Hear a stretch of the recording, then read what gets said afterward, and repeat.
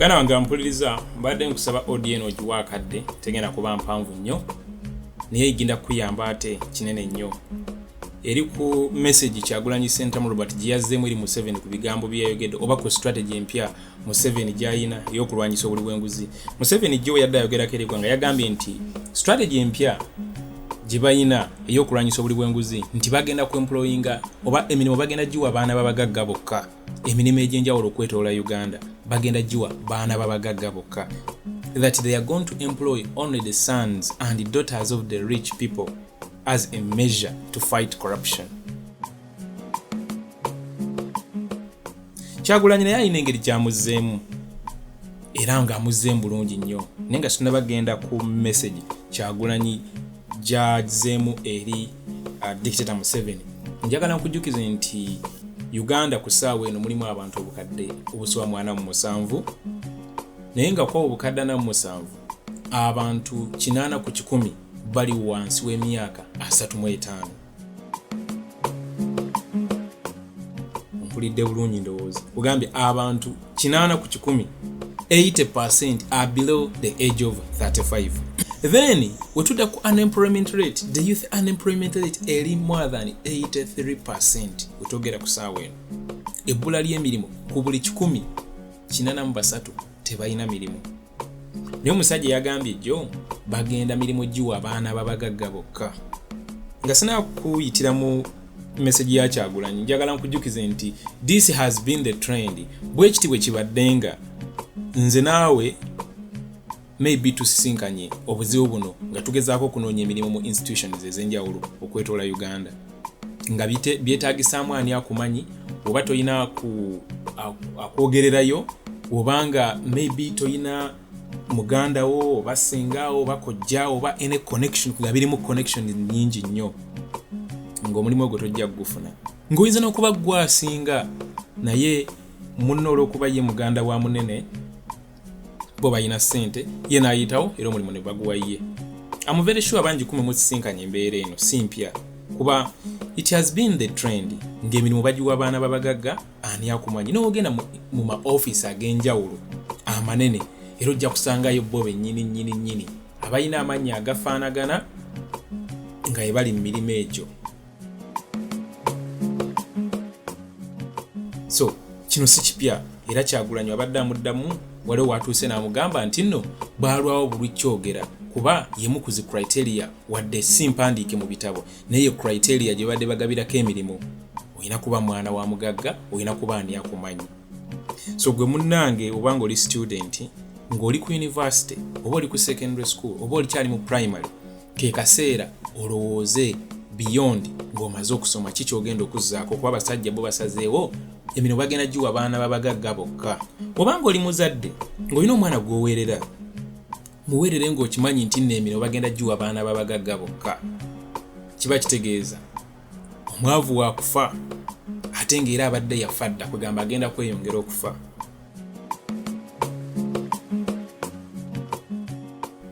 Naye byonna wamaze obyogera of course tebisanyusa bigambo si birungi n'akamu. Kyagulanyi akutte pen n'olupapula n'awandiika message badde mbamu ng'agezaako kusigira ekifaananyi ng'ebintu ebiri ku ssaawa eno. Message eno yagiyisiza ku mukutu gwa Facebook.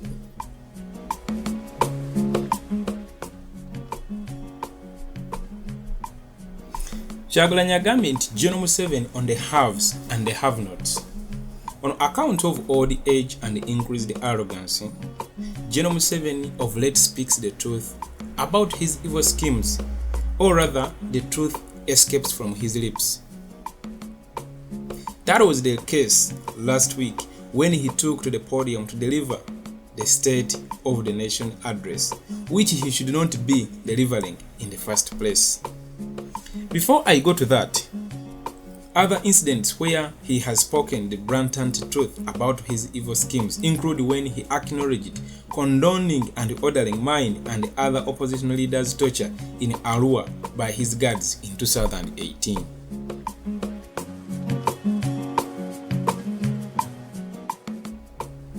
In the immediate aftermath of the 2021 rigged election, He purportedly told an NRM caucus meeting that while Ugandans were shouting Bobi Wine and people power everywhere, he ignored them because he knew he had his army and the Electoral Commission to do his bidding. Most recently, during the election of the Speaker of Parliament, he showered praises on Mr. Owiny-Dollo and went as far as saying that during the campaign season, he was executing duties on his behalf. The same man we had filed a presidential election petition before. Shortly before, he discredited himself. It was clear from General Museveni's statements that the Chief Justice is firmly in his grip. Before then, Museveni had publicly admitted that his guards, the Special Forces Command, were responsible for the kidnap and the murder of so many citizens. What more? He spoke of how his people were responsible for the murder of our comrade boxer, Zebra Ssenyange Mando. Therefore, it was not surprising to me and most citizens when last week he spoke of his new strategy to employ sons and daughters of his cronies to strategic government positions. In fact, this is what has been going on for a very long time. General Museveni has for long personalized our country and runs it as though it were his personal home or property. He promised to deploy in public offices his cliques, descendants, and children of the rich to curb corruption. Wealth connotes virtue, poverty connotes vice. What a shame.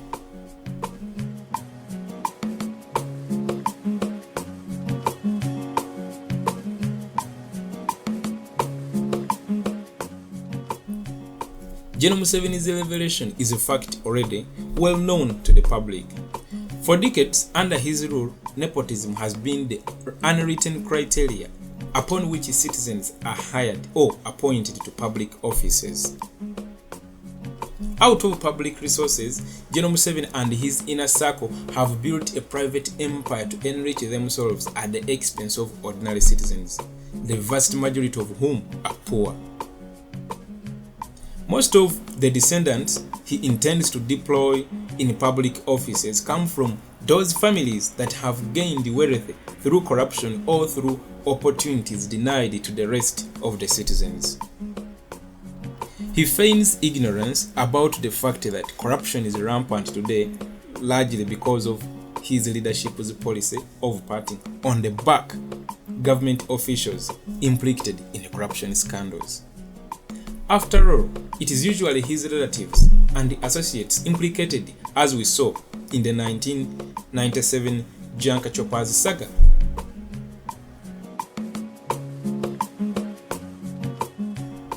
And recently, at the height of the COVID-19 pandemic, when his daughter-in-law mysteriously received 6.5 billion Ugandan shillings to supply 2 oxygen plants to national hospitals, but did not deliver by the contractual deadline.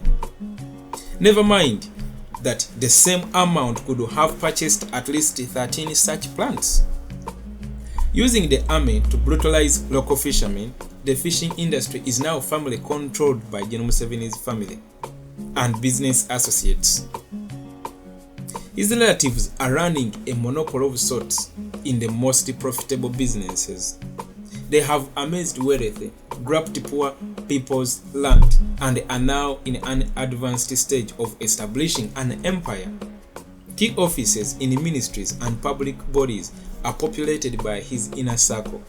We all saw during elections how General Museveni outdid himself by bribing some of our supporters to turn against me in exchange for material gain, and in almost no minute mock them for not having a back.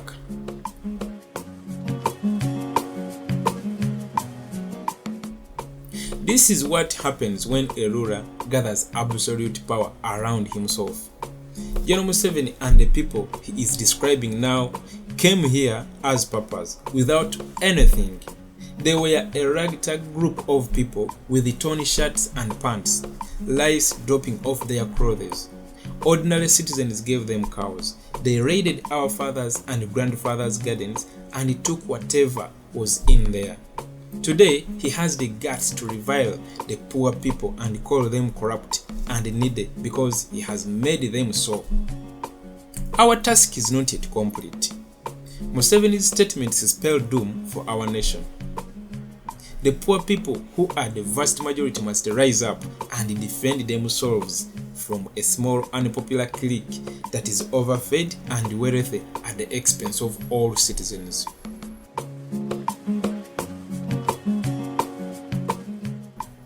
The National Unity Platform believes that all Ugandans must be given a chance.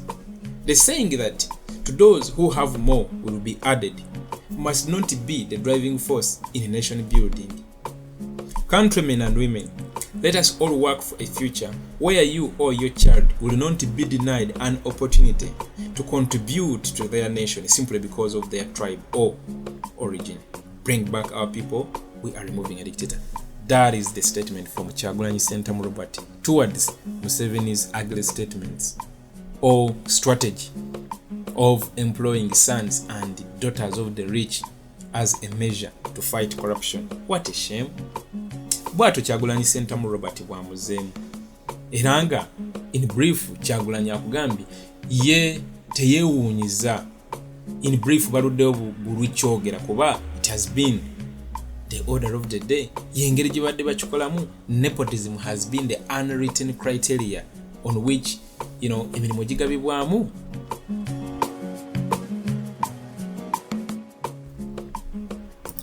Naye ekibuuzo kiri nti omuntu akole ki? Kuba solutions zizisinga mu kaseera nga kano baakaddiwadde obwongo n'emibiri, tebakyalina kyebafiirwa, tebakyalina gubalumirirwa, kyolanga asobola okuvayo n'akugamba nti bagenda kwemployinga abaana b'abagagga bokka basobole okulwanyisa obuli bw'enguzi. Ate nga otunuliramu demographics ya Uganda, abaavu be basinga obungi n'abatalina mirimu be basinga obungi. Kugambye youth unemployment rate eri ku 83%. Can you imagine? So point eliki obanga oli muzadde ng'olina omwana wo gw'osomesa ku university oba mu secondary school oba mu primary school oba nendowooza tugambe ku university kuba Museveni takyalina budde buwanvu ng'ali ku university oba ng'ali mu senior 5-6 ali mu senior 6 yes agenda ku university ng'ali mu bibiina weebityo. Abaana tubasomese nnyo okubeera ba job creators instead of job seekers. Of course, education system eriwo ku ssaawa eno preparinga mwana kubeera job creator preparinga kubeera job seeker. Kyolanga Kyagulanyi yali azze n'enkola empya ng'agenda kukyusaamu era ali mu kujja naye enkola eyo kuba the struggle is still on. Naye mu kaseera kano ng'omusajja ono akyali mu bukulembeze mu bukyamu, omwana muweerere naye ng'omuweerera mu magezi. Abaana mubasomese okubeera nga they are job creators not job seekers. Mubasomese ebyemikono, omwana omusomese okutunga, omwana ave mu kusoma oba artist abeere nga asoma course eri ya senior 6 naye nga badde waka artist ayiga ekyalaani, artist ayiga okukanika, artist ayigayo ekintu ekirala, artist ayiga music and drama, asobole okuva ku university oba artist alemerere okugenda ku university kuba n'ebisale bya charges nyingi nnyo ku ssaawa zino. Tuition fees ziri so high. Bw'aba alemereddwa artist nga alinawo alternative. Bw'abanga agenze ku university na graduating nga n'amala, artist abanga asobola okugenda on the other alternative kyabayize along.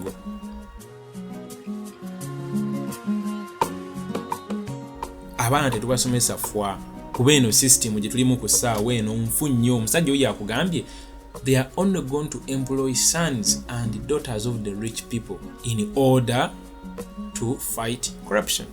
Tasaaga kuba bwe kibadde so bagenda kyongeramu bwongezi, they are going to intensify it, so abaana tubasomese mu ngeri ebayamba.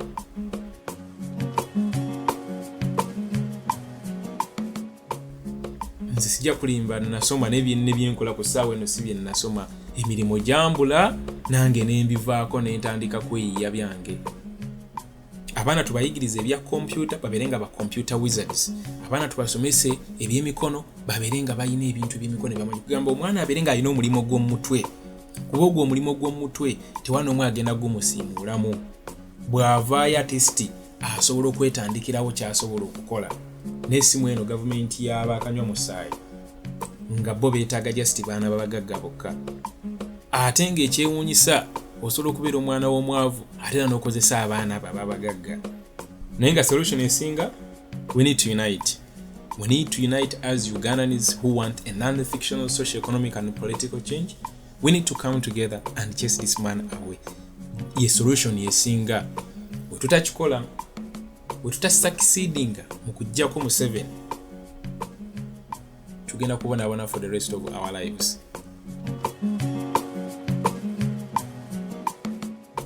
That is the fact.